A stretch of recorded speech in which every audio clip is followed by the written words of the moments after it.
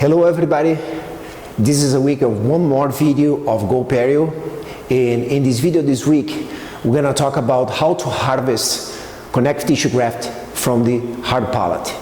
Welcome to GoPerio.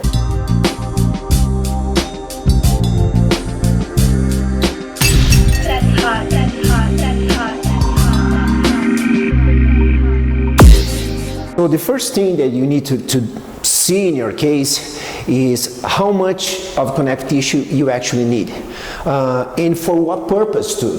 If it's root coverage, if it's for augmented of a ridge. So you need to set dimensions of this connective tissue before you actually harvest. In this case, we're gonna make it simple. We're gonna make the process to harvest connective tissue for one gingival recession. So we know the classic, sorry for the pen, the classic incisions involve the interproximal papilla, and actually the measurements, if you take a periodontal probe, will be between the mesial and the distal portions of the papilla of the involved recession, okay? So in my experience, once you transport this measurement to the palate, you usually, if you make it only an incision of this size, you end up harvesting a smaller connective tissue.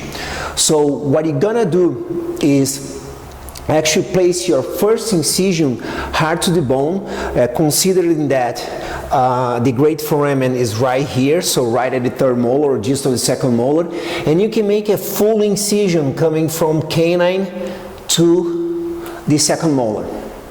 It doesn't matter how long is your connective tissue. You should do this in almost all cases. Remember periodontal flaps, you always involve more teeth to have access of the surgery. It's the same principle for connective tissue grafts, okay? So once you have this measurement here, you transport this measurement and you make sure that this incision is at least 30% longer, what I call an extended incision.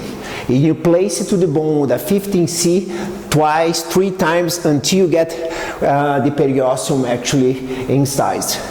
After that, you're gonna place your blade or 15C. You're gonna dissect in this manner, taking the epithelium and in some cases taking the connective tissue as well.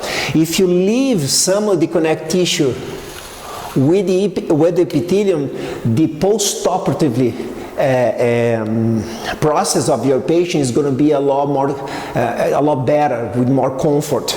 So once you place the first incision and you see that it's a deep palate meaning that there is a very thick connective tissue, then you should leave connective tissue to the dissection so you have a better healing of this place.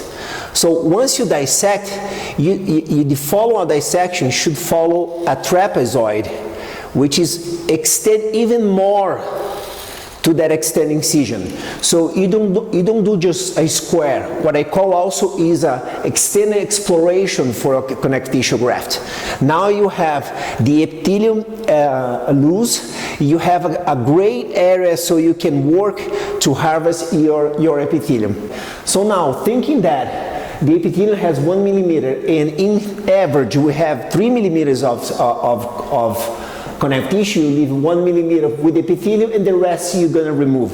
So the third part now, you're gonna have in this incision, you're gonna take periosteal elevator, I like it to use the boozer, and you're gonna extend in full thickness flap all this area. So once you finish this procedure, you see that the epithelium is loose, and now in the middle layer, the connective tissue is loose.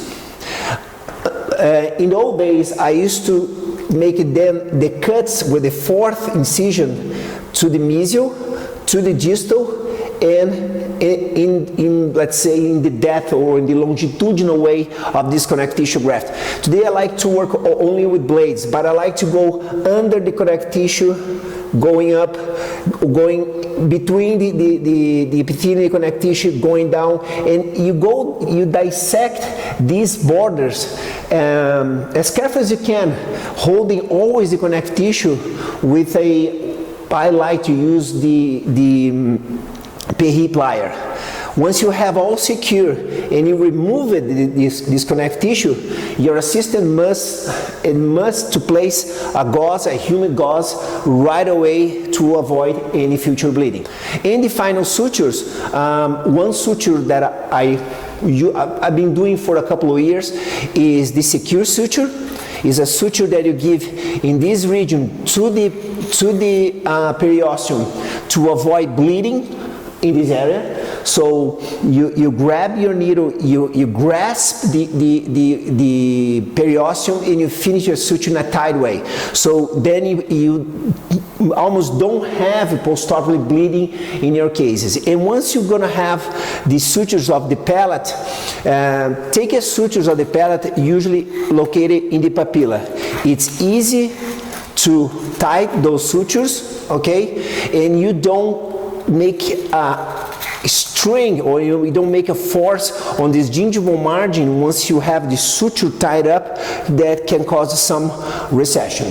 After that, this video we're going to show how to handle this connective tissue outside of the mouth, and in the next video is going to be a 3-part video how to handle them into the recipient side. Thank you for watching again, and I'll see you next week.